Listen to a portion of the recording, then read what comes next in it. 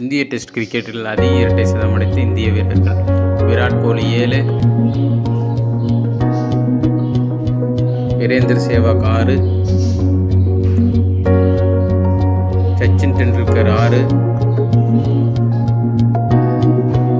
ராகுல் டிராவிட் 5, சுனில் கவாஸ்கர் 4, சித்தேஸ்வர் புஜாரா 3, வினோ மன்கட் 2, திலீப் சர்தேசாய் 2, வினோத் காம்ப்ளி 2, வாசிம் ஜாபர் 2,